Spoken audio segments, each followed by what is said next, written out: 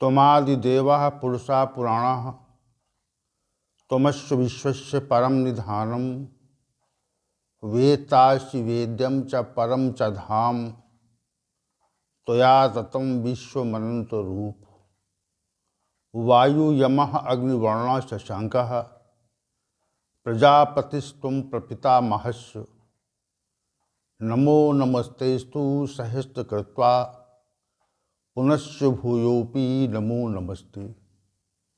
वसुदेवसुतं देवं कंसचाणूरमर्दनं देवकी परमानंदम श्रीकृष्णं वंदे जगद्गुरुं कृष्णं वंदे जगद्गुरुं कृष्णं वंदे जगद्गुरुं। कृष्णाय वासुदेवाय हरे परमात्मने प्रणतक्लेशनाशाय गोविंदाय नमो नमः गोविंदाय नमो नमः। भगवान श्री गोविंद की अतिशय कृपा से भगवद गीता का ये विशेष ज्ञान सत्र आप सभी महानुभावों के साथ नियमित गति कर रहा है और ये गति अविरल रूप से निरंतर चल रही है। अत्यंत प्रसन्नता का विषय है। हम सभी इस गीता ज्ञान सत्र में प्रतिदिन उपस्थित होते हैं। ये विशेष बात है, ये भगवान की विशेष कृपा है कि वे अपनी दृष्टि हम सभी पर पूरी तरह से डाले हुए हैं और हम सभी को आशीर्वचन देकर अपनी कृपा और दया हम पे बरसाते हैं और उनकी दया और कृपा के फलस्वरूप ही ये सत्र निरंतर गति कर रहा है, आगे की ओर बढ़ रहा है। आइए आज के सत्र में प्रवेश करते हैं और भगवद गीता ज्ञान की श्रृंखला के निर्माण के लिए जो भी ये प्रवचन चल रहा है, ये प्रवचन विशेष है। तो हम सभी उपस्थित हैं। भगवान श्री गोविंद का आप सभी को आशीर्वचन और मेरी ओर से सभी को सादर प्रणाम। आज के सत्र में हम अब प्रवेश कर रहे हैं। हम सभी अध्याय संख्या 14 और श्लोक संख्या 21 पर आज विचार करेंगे, क्योंकि कल के सत्र में श्लोक संख्या 20 के विषय का समापन हुआ था और आज श्लोक संख्या 21 में हम प्रवेश करना चाह रहे हैं। तो कल के सत्र में श्री भगवान ने ये कहा, इसमें 19 श्लोक संख्या 19 और 20 इसके विषय को अपने मस्तिष्क में रखना, क्योंकि श्लोक संख्या 19 और 20 ही श्लोक संख्या 19 के उत्पत्ति का कारण है। श्री भगवान ने ये कहा था कि जब कोई साधक तीनों गुणों के सिवाय अन्य को करता नहीं देखता है, यानी स्वयं को करता नहीं देखता, वो ये देखता है कि कर्ता जो है वह तीनों गुण हैं, और उस स्थिति में वह उस परम तत्व को जान जाता है। देखिए, इसमें बिल्कुल स्पष्ट स्थिति है कि अगर हम स्वयं को कर्ता न माने और तीनों गुणों को कर्ता मान लें, तो ये मानने से ही, उसका अनुपालन करने से ही हमें परमात्मा का साक्षात्कार हो जाता है। ये विशेष बात है। दूसरी बात, श्री भगवान ने कहा, ऐसा करने से वो मेरे स्वरूप को प्राप्त हो जाता है। सा मद्भावम अधिगच्छति, वो मेरे स्वरूप को प्राप्त हो जाता है। उस पुरुष की, चूंकि पुरुष की या मनुष्य के शरीर की उत्पत्ति में त्रिगुण ही कारण है, तो जो मनुष्य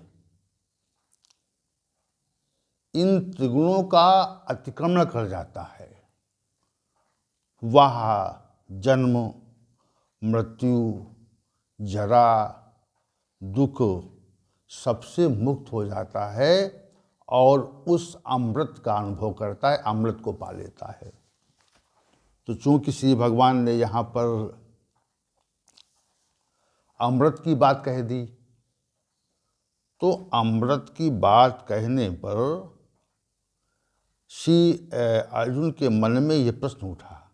यहाँ पे लिखा है ना, एतान त्रीन गुणान आतिथ्य, इन तीन गुणों का अतिक्रमण करके, अतिक्रमण हो जाने पर मनुष्य जन्म से, मृत्यु से, वृद्धावस्था से और समस्त प्रकार के दुखों से निवृत्त हो जाता है। यानी जन्म भी नहीं होता, जन्म न होने से मृत्यु भी नहीं होती, और जन्म न होने से वृद्धावस्था नहीं आती, और सब प्रकार के जो दुख हैं उनसे भी मनुष्य निवृत्त हो जाता है। श्री भगवान ने ये कहा। और क्या होता है? अमृतम अश्नुते, अमृत प्राप्त हो जाता है। तो तीनों गुणों की जो बात है यहाँ पर, तीनों गुणों की जो अतिक्रमण की बात है और जिससे अमृत मिलता है, जैसे हम कहें कि अमुक कार्य करने से आपको बहुत धन की प्राप्ति होगी, तो आप हमारी बात या हमने जो कहा है उसकी ओर आकर्षित होंगे। कह रहे हैं कि ये अमुक कार्य करो तो बहुत धन मिल जाएगा, तो मनुष्य ऐसे कथन की ओर तत्काल आकर्षित होता है। क्या बात है? जैसे हम कहें कि अमुक कार्य करने से बहुत संपत्ति प्राप्त होगी, तो ऐसा कहने से मनुष्य उस कथन की ओर आकर्षित होता है कि ऐसा कह रहे हैं। और ये कहें कि ऐसा करने से बहुत उच्च पद मिल जाएगा, तो ऐसे कथन से हम सभी आकर्षित होते हैं और उसे करना चाहते हैं। क्या होता है? उसे करना चाहते हैं क्योंकि हमको धन, संपत्ति, पद, प्रतिष्ठा, और ये कहें कि ऐसा करने से विलासितापूर्ण जीवन मिलता है, तो बहुत से लोग तो आकर्षित हो जाएंगे तत्काल। अब यहाँ पर श्री भगवान ने क्या कहा, ये विशेष बात देखिए आप। अमृतम अश्नुते, अमृत मिलता है, तीनों गुणों के अतिक्रमण से अमृत मिल जाता है। तो ये तो सर्वाधिक विशिष्ट तत्व है। वहाँ पर न तो धन की, कितना भी धन हो, अमृत नहीं मिलेगा, क्योंकि अमृत धन से नहीं मिलता। कितनी भी संपत्ति हो तो अमृत नहीं मिलेगा, कितना भी वैभव हो, कितनी भी प्रतिष्ठा हो और कितना बड़ा पद हो, तो कितना बड़ा पद होने पर भी मनुष्य अमृत से वंचित रहता है। भाई पद के उसके अधिकार हैं, असीमित अधिकार हैं। असीमित अधिकारों के रहते हुए भी मनुष्य को अमृत नहीं मिलता। यहाँ पर श्री भगवान का जो कथन है कि अमृतम अश्नुते, उसने, उस कथन ने अर्जुन को प्रभावित किया और ये विचार करने को बाध्य कर दिया कि श्री भगवान कह रहे हैं कि तीनों गुणों के अतिक्रमण से एतान त्रीन गुणान अतीत, उससे अमृतम अश्नुते, अमृत मिलता है। तो अमृत वाली बात जब कही तो वो जो श्री भगवान का कथन था उसकी ओर अर्जुन आकर्षित हुआ और उसके मन में तत्काल ये बात आई कि तीनों गुणों के अधिगमन की बात के संदर्भ में हम प्रश्न करें श्री भगवान से तो कि अमृतम स्मृति की बात कर रहे हैं। हमारे पास सत्ता है, सामर्थ्य है, बल है, तेज है, कीर्ति है, धन है, देवताओं तक पहुँच है, भगवान की कृपा है, लेकिन अमृत नहीं मिला। तो अमृत जब नहीं मिला, अमृत की बात कर रहे हैं श्री भगवान, कहा कि अमृतम अश्नुते तीन एतान तीन गुणान अतीत थे। इन तीन गुणों के अतिक्रमण से मनुष्य को अमृत मिलता है। तो इस कथन ने, श्री भगवान के इस कथन ने अर्जुन को प्रभावित किया, बहुत प्रभावित किया है। और ऐसा प्रभाव डाला कि वह इस संबंध में विचार करने लगा। जैसे कोई व्यक्ति ये कहे कि हम यदि चाहें तो अभी गायब हो सकते हैं, हम आपके सामने दिख रहे हैं और अभी अगर चाहें तो हम अंतर्ध्यान हो सकते हैं, हम विलुप्त हो सकते हैं। तो ऐसा कथन करने पर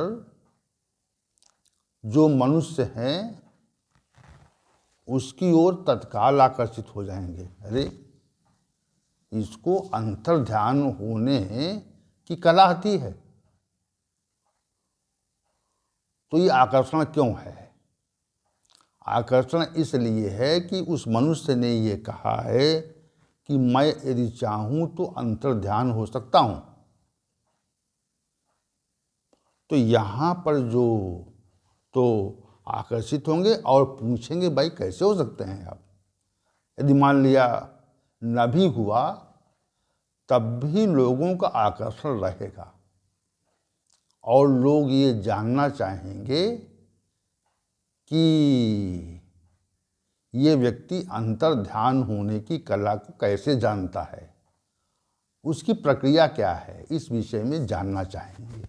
यहाँ पे देवी श्री भगवान ने ये नहीं कहा कि हम तीन गुणों का उल्लंघन कर चुके हैं और आप भी कर लो, लेकिन जो ये शब्द कहे कि अमृतम अश्नुते, तो अमृतम अश्नुते जो कहा उससे ये स्पष्ट हुआ कि अमृत प्राप्त हो जाएगा।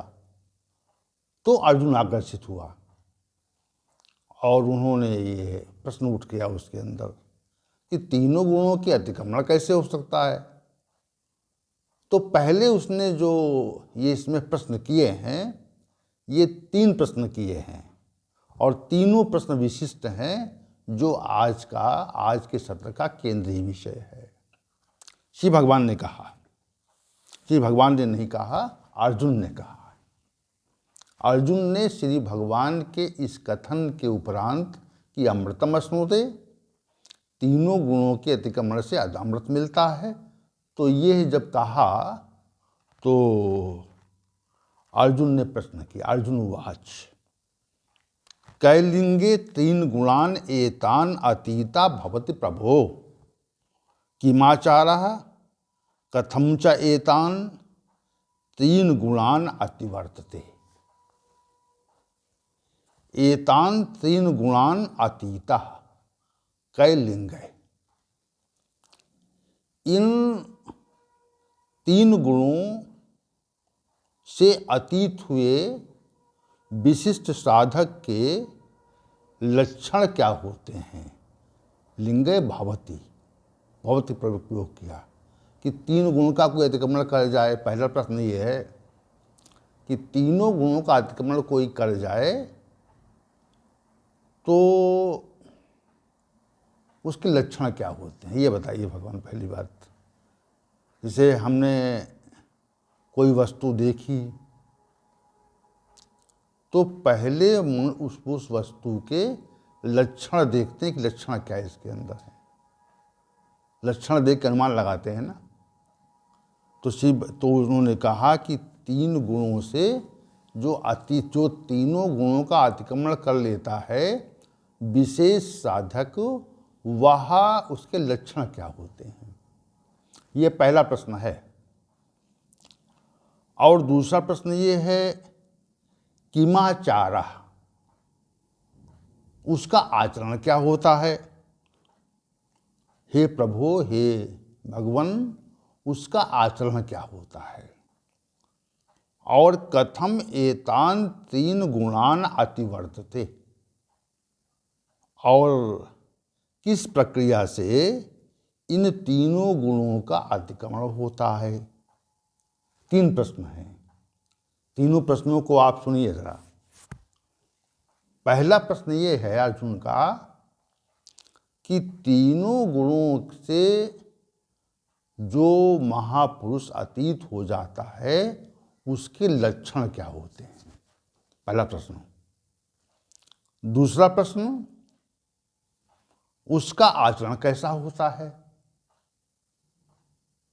कैसा वो, देखिए कैसा दिखता है और कैसा करता है काम, ये बात है यहाँ। जैसे कोई औषधि जो है वो कैसी दिखती है और फिर उस औषधि का प्रभाव कैसा होता है, क्या होता है। और जो तीसरी बात ये है कि एतान तीन गुणान अतिवर्तते, इन तीन गुणों से अतीत कैसे मनुष्य हो सकता है कि उस औषधि की प्राप्ति कहाँ होगी। तीन बातें हैं। सहजतापूर्वक समझाने के लिए हमने बात कही है कि औषधि दिखती कैसी है। जैसे कोई विशेष रोग हो जाए आपको, तो विशेष रोग हो जाने पर हम विशेष औषधि को खोजने का प्रयास करते हैं। तो विशेष औषधि जब खोजते हैं हम, तो हम ये जानना चाहते हैं कि वह औषधि या वनस्पति जो है वह कैसी है, कैसी दिखती है। तो ये जो दिखने वाली बात है कि जो ये है त्रिगुणातीत मनुष्य है वह कैसा दिखता है, लक्षण है ना। कैलिंग भवति, कैसा दिखता है, कैसा प्रतीत होता है। जो प्रतीत हो गया अगर, तो दूसरी बात जो है उसका आचरण कैसा होता है, वो कैसा व्यवहार करता है भगवान। देखिए विशेष श्लोक हैं, श्लोक संख्या 21 का प्रश्न और उसके जो उत्तर हैं वह विशेष हैं और इस पर चर्चा भी विशेष ही होनी चाहिए। भाई त्रिगुणों से अतिक्रमण करना कोई सामान्य बात नहीं है, क्या है, कोई सामान्य बात नहीं है, ये विशेष बात है। तो त्रिगुणों का अतिक्रमण करना विशेष बात है। तो विशेष बात हम विशेष रूप से उसको वर्णित करें। जैसे दो वनस्पतियां एक ही प्रकार की हों, एक बहुत उपयोगी हो और दूसरी उतनी उपयोगी न हो, समझिए आप। तो जो बहुत उपयोगी है और जो बहुत कम उपयोगी है, दोनों दिखने में एक ही जैसी हूँ, दोनों दिखने में एक ही जैसी हूँ, तो क्या होता है? तो हम भूल से उस बहुत कम उपयोगी वाली वनस्पति को ले लें, क्योंकि दोनों एक ही दिख रही है ना। तो हमको पहचानना पड़ता है कि जो बहुत उपयोगी वनस्पति है वह कैसी है, ये पहचानना पड़ता है। तो वैसे यहाँ पर प्रश्न है कि वह उसका लक्षण क्या है, वह कैसा दिखता है भगवान। ये प्रश्न है, प्रश्न विशेष है ये। और प्रश्नों का जो उत्तर है, हम पहले प्रश्नों को समझते हैं और फिर उसका जो उत्तर विशेष है वह हम समझते हैं। तो पहला प्रश्न यही है कि वह जो त्रिगुणातीत पुरुष वो दिखता कैसा है, लक्षण कैसा होता है। दूसरा कहा कि वह उसका आचरण कैसा होता है, कि हम व्यवहार पहले देख कर जान जाएं, उसको देख कर जान। जैसे कोई औषधि हमें कैसी दिखेगी, किस रंग के पत्ते होंगे, किस रंग के फूल होंगे, फिर वो कहीं कहाँ मिलेगी वो, तो किन आचरणों वाला होगा, कि आचरण क्या उसका होगा, तो उसकी आचरण को देख के समझ जाएं कि ये मनुष्य त्रिगुणातीत है। और चौथी तीसरी बात जो ये है कि वह हम अतीत कैसे हो सकते हैं, अपने हित के लिए प्रश्न किया। और स्वयं का हित का प्रश्न है, ये मानव जाति के हित का प्रश्न है। और जो लोग त्रिगुणातीत होना चाहते हैं उनका प्रश्न है ये। तो त्रिगुणों से अतीत कैसे होता है मनुष्य, ये विशेष प्रश्न है अर्जुन का। तो इन प्रश्नों को अपने मस्तिष्क में बिठा लीजिए आप लोग, कि हमको त्रिगुणातीत मनुष्य की पहचान कैसे करनी है, और वह उसको देखकर हम जान जाएं, और उसके आचरण से उसको पहचान जाएं, और फिर हम स्वयं कैसे वैसे उस प्रकार के हो सकते हैं। ये प्रक्रिया क्या है, ये भी एक विशेष बात है। क्योंकि कि कोई व्यक्ति जो है त्रिगुणातीत हो गया है तो उससे हमको क्या लाभ है, हमें कोई लाभ नहीं है। हमें लाभ तब है जब हम स्वयं त्रिगुणातीत हो जाएं, ये बात तो है। स्वयं त्रिगुणातीत हो जाएंगे तो लाभ होगा हमको, और हम ना हो सके त्रिगुणातीत तो हमारा क्या मतलब है। जो त्रिगुणातीत स्थिति है उसको हमने प्राप्त नहीं कर पाया अगर, तो ये जीवन तो बेकार चला गया, अनावश्यक गया ना। तो त्रिगुणातीत स्थिति कैसे प्राप्त होती है, ये प्रश्न विशेष है। ये प्रश्न क्या है, विशेष प्रश्न है ये, कि कैसे प्राप्त होगा, क्या उसकी प्रक्रिया क्या है। तो इस प्रश्न को श्री भगवान ने विशेष रूप से एक ही श्लोक में वर्णित कर दिया है, लेकिन वह श्लोक विशेष है, ये बात हमको समझनी चाहिए। तो 3 प्रश्न हैं, और तीनों प्रश्न जो है वो सभी के कल्याण के लिए। जैसे हम साधना के पथ पर किसी को अपना पथ प्रदर्शक बनाना चाहते हैं, तो जब बनाना चाहते हैं हम किसी को पथ प्रदर्शक, तो हम ये चाहते हैं कि हम जानें कि अमुक व्यक्ति इस योग्य है कि नहीं है।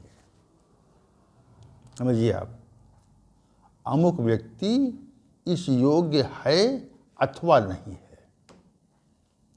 गुरु की तलाश, कहते हैं गुरु की खोज, उचित आचार्य की खोज। तो उसमें लक्षण अवाचरण देखते हैं उसके, यद्यपि त्रिगुणातीत पर पुरुष को जान पाना और उसका परीक्षण कर पाना ये अत्यंत कठिन कार्य है, क्योंकि हमारी उतनी अधिक ऊंचाई नहीं है। हम नीचे खड़े हुए हैं और त्रिगुणातीत पुरुष ऊपर खड़ा हुआ है, तो हमको वो दिख ही नहीं रहा। साधना की दृष्टि से बात कर रहे हैं हम। साधना की दृष्टि से वह ऊंचे पे खड़ा है और हम नीचे खड़े हैं, तो हम उसको कहाँ देख पा रहे हैं। लेकिन श्री भगवान ने इसको सहज किया, गुरु की खोज को सहज कर दिया। गुरु को हम जाने कैसा होना चाहिए, लक्षण क्या होना चाहिए उसको, इसको हम जानें। श्री भगवान ने ये कहा कि हम उसको जानें कि कैसा है वो, आचरण क्या उसका है। और इसीलिए प्रश्न भी अर्जुन का है कि हम उसको देखकर और उसके व्यवहार को देखकर समझ जाएं कि ये व्यक्ति जो है वह त्रिगुणातीत अवस्था को प्राप्त हो चुका है। इतनी बात है। और तीसरा जो महत्वपूर्ण प्रश्न है वह इसलिए महत्वपूर्ण है क्योंकि हमें भी त्रिगुणातीत होना है। हमें भी त्रिगुणातीत होना है, इसलिए ये प्रश्न महत्वपूर्ण है। तो कथम एतान तीन गुणान अतिवर्धते, इन तीनों गुणों के अतीत कैसे हुआ जा सकता है, ये बात श्री भगवान कह रहे हैं यहाँ पर। अर्जुन कह रहा है और वह प्रश्न चाह रहा है, प्रश्न का उत्तर चाह रहा है, प्रक्रिया पूछ रहा है वो। तो ये तीन जो प्रश्न हैं ये बहुत ही विशेष प्रश्न हैं। तो इन प्रश्नों का जो उत्तर है, इन प्रश्नों का जो उत्तर है वह श्री भगवान के द्वारा प्रस्तुत किया गया। और पहले प्रश्न का जो उत्तर है श्लोक संख्या 2223 में, दो श्लोकों में श्री भगवान ने इसका उत्तर दिया कि लक्षण कैसे होते हैं, त्रिगुणातीत पुरुष के लक्षण कैसे होते हैं। इस प्रश्न का जो उत्तर है वह 2 श्लोकों में है, अग्रिम 2 श्लोकों में है, इस श्लोक संख्या 2223 में। और त्रिगुणातीत मनुष्य का आचरण कैसा होता है, इस प्रश्न का जो उत्तर है वह अग्रिम 2 श्लोकों में है, 24 और 25 में। और जो तीसरा प्रश्न है कि तीनों गुणों से अतीत कैसे हुआ जा सकता है, उसका उत्तर श्री भगवान ने श्लोक संख्या 25 में दिया है। तो प्रश्न तो 3 हैं और उनका जो उत्तर है वह 5 श्लोकों में है।